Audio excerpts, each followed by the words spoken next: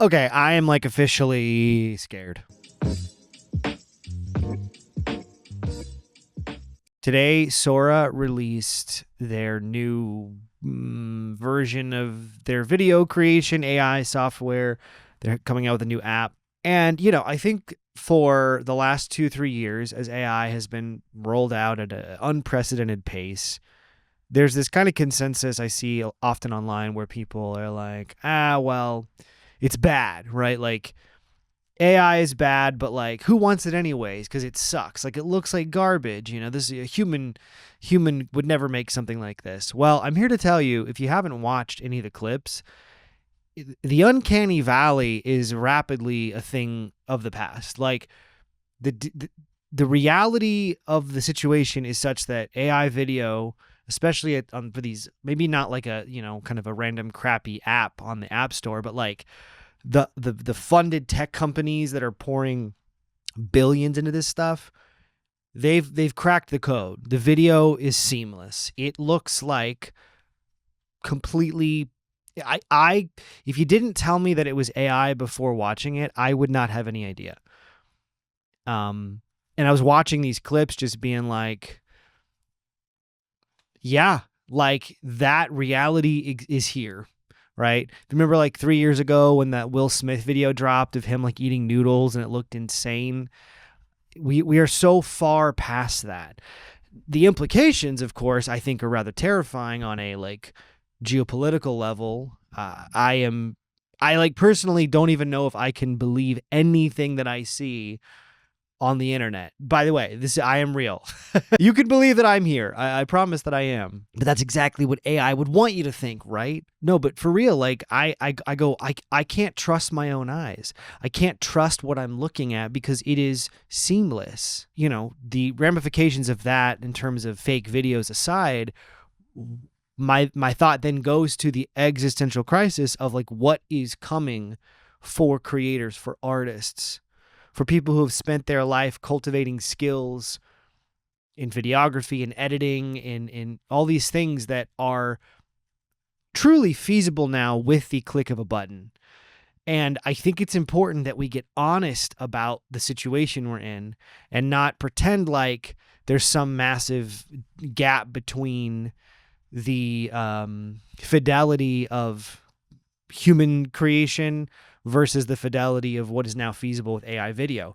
Do I hate it? Yeah. Do I think it's bad? Yes. But I think we're deluding ourselves if we act like that I'll always be able to tell. I don't think we're going to be able to tell. I think we're crossing over that bridge of being able to distinguish what is human, what is not. And it makes me freak out because then I go, well, am I ready? Are we ready for this tidal wave that is careening towards the creative arts? I think that a lot of these tech companies would love nothing more than to replace every single person they have to pay, aside from their stars, with a much cheaper, more efficient workflow where they can just go in and prompt it and be done with it. I really think that if given the chance, that is what they want to do. We saw this happen a few years ago with like the testing of like, could background actors just be digital replacements? We had a whole SAG strike about this. So many industries are facing this. We had just a SAG voice actor strike in regards to video games. Like, I really think we have to get really serious about the fact that this is not going away. And not only is it not going away, it is here. And it's not just here as a cheap alternative that doesn't quite look right. It looks completely photorealistic, completely human. And we have to ask ourselves, so what the heck are we going to do? How are we going to deal with this? How are we going to compete in a capitalistic market where we can be outsourced at any given moment? And I don't have all the answers for that. I don't exactly know, but I will share some thoughts today about what I'm thinking about and how I'm trying to mitigate that catastrophizing in my own head and be proactive in the kind of actions and the steps that I'm taking as an artist to try to preserve that integrity. And maybe in the process, I can share some encouragement to you, whether you're an artist or a creator or just somebody who appreciates stories and creativity. Maybe some of the things that we can do to rage against the dying of the light. The truth of the matter is tech is scaling faster than humans can. No matter how great of an artist I become, I cannot compete with the output, with hundreds of thousands of computing machines pumping all of this precious energy and power into creating these images and videos and sounds and whatnot. I cannot scale like that, and I don't think anybody can. I don't think any human being can scale like that, which of course is where I think a lot of companies see it as a weakness, and that's why they would like to replace humans, because they want to scale, baby. Bigger, bigger, bigger, bigger. So how do we compete in a world where we cannot compete? Well, I think the answer is to not try to compete, to not try to keep up, to not try to outscope something that is so well funded and so large and so corporate, because it is inherently inhuman. The process of making it is inhuman. That's why they need to replace humans, because what they're trying to do is an inhuman process, and humans are messy and take more time and get stuck in the details.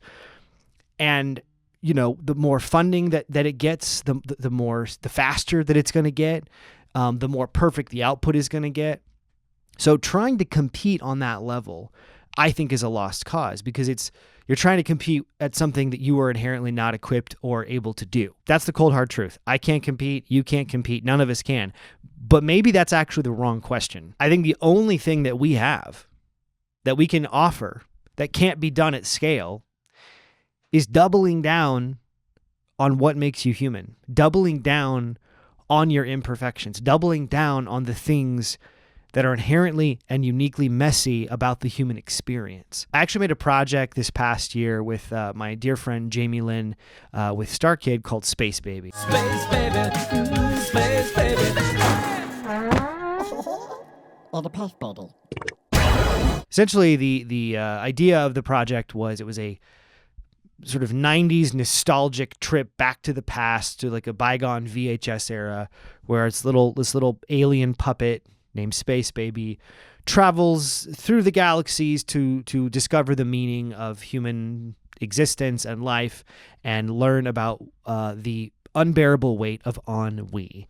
And the idea of the show was to basically explore our own insecurities and fears through this kind of Sesame Street-esque like take on sketch videos. All that to say, as we were in the process of putting it together, one of the questions that we quickly came to was like, well, what is the DNA of what StarKid is, for example? Like, what is the DNA of what we do? As we're setting out to make this new project that is very different from everything else that we've made, all the other StarKid projects have most of them have been on stage, often a very specific kind of genre, musical theater. There's been a few digital projects here and there, but we were like, what is the through line of something, like what makes StarKid, essentially? So how do we not lose that thing?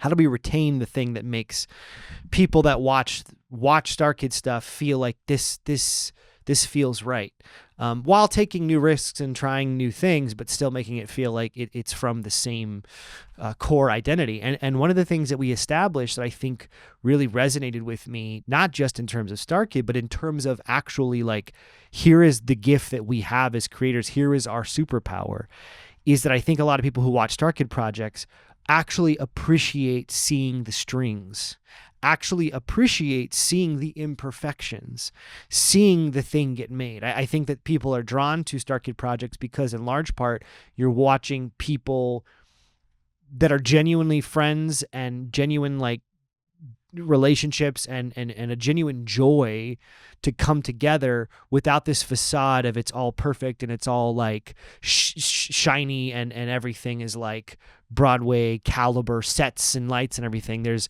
sort of this idea of like, it's sort of a stripped down kind of thing. It's inherently a little bit messy. It's inherently imperfect, and embracing those limitations is actually, a recurring strength. It's an asset. I think especially in an era where so much theater is very inaccessible, and the theater that is on stage is often sort of this slick, perfect, high functioning, well oiled machine. And I think that Star Kid is a breath of fresh air to that.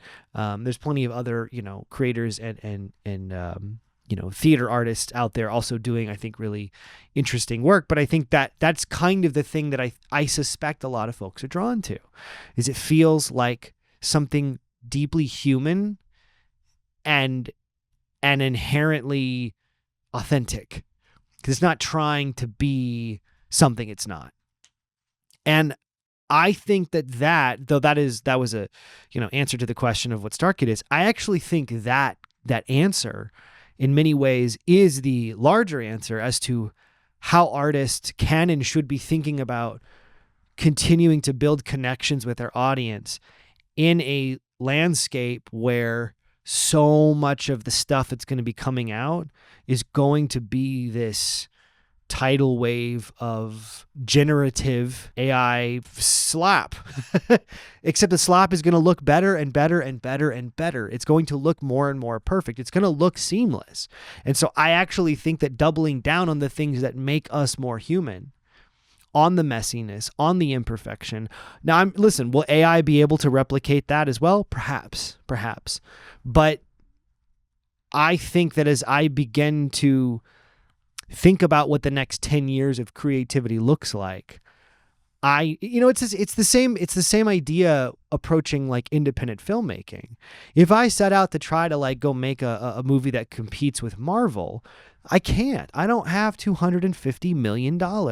I cannot conceive of a story or a script or shots or effects that would require those kinds of resources, because I don't have them. And if I try to play that game, if I try to play the game of like telling stories in this sandbox that I simply don't have the resources to pull it off, it's going to look really bad and it's going to not work.